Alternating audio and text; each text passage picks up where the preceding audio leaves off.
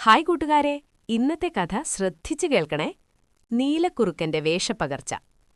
ഒരിടത്ത് ചതുരൻ എന്നൊരു കുറുക്കൻ താമസിച്ചിരുന്നു.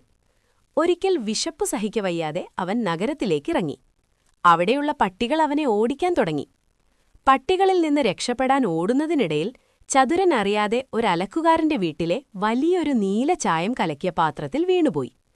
കുറച്ചുകഴിഞ്ഞവൻ പുറത്തിറങ്ങിയപ്പോൾ അവന്റെ ശരീരം മുഴുവൻ കടും നീല നിറമായിരുന്നു. കാട്ടിലെത്തിയ അവനെ കണ്ട് മൃഗങ്ങളെല്ലാം ഭയന്നു.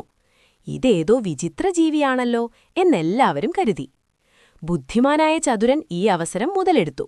അവൻ ഗമയിൽ പറഞ്ഞു, ദൈവം എന്നെ നിങ്ങളെ ഭരിക്കാൻ അയച്ചതാണ്. ഇനി മുതൽ ഞാനാണ് നിങ്ങളുടെ രാജാവ്. സിംഹവും പുലിയും ആനയുമെല്ലാം അവനെ പേടിച്ച് വണങ്ങി. അവന് വേണ്ട ഭക്ഷണമെല്ലാം അവരെത്തിച്ചു നൽകി. അങ്ങനെ അവൻ സുഖമായി വാഴാൻ തുടങ്ങി. എന്നാൽ ഒരു ദിവസം രാത്രിയിൽ കാട്ടിലെ മറ്റു കുറുക്കന്മാർ ഒന്നിച്ച് ഓരിയിടാൻ തുടങ്ങി. അത് കേട്ടപ്പോൾ നമ്മുടെ രാജാവായ നീലക്കുറുക്കന് തന്റെ സ്വഭാവം നിയന്ത്രിക്കാനായില്ല. അവൻ പഴയ കുറുക്കനാണെന്ന കാര്യം മറന്ന് അവരോടൊപ്പം ചേർന്ന് ഉച്ചത്തിൽ ഓരിയിട്ടു. അപ്പോഴാണ് മൃഗങ്ങൾക്ക് കാര്യം മനസ്സിലായത്, ഇതൊരു വെറും കുറുക്കൻ മാത്രമാണെന്ന്. കബളിപ്പിക്കപ്പെട്ടതിൽ ദേഷ്യം വന്ന മൃഗങ്ങൾ അവനെ അവിടെ നിന്ന് ഓടിച്ചു.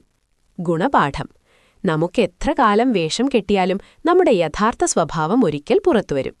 കള്ളത്തരത്തിലൂടെ നേടുന്ന വിജയം അധികകാലം നിലനിൽക്കില്ല. ഈ പഞ്ചതന്ത്രകഥ നിങ്ങൾക്ക് ഇഷ്ടമായെങ്കിൽ ലൈക്ക് ചെയ്യൂ. കൂടുതൽ കഥകൾക്കായി സബ്സ്ക്രൈബ് ചെയ്യൂ. നിങ്ങളുടെ ഇഷ്ടപ്പെട്ട ഭാഗം കമന്റിൽ പറയൂ. പുതിയ കഥകൾക്കായി ഫോളോ ചെയ്യൂ.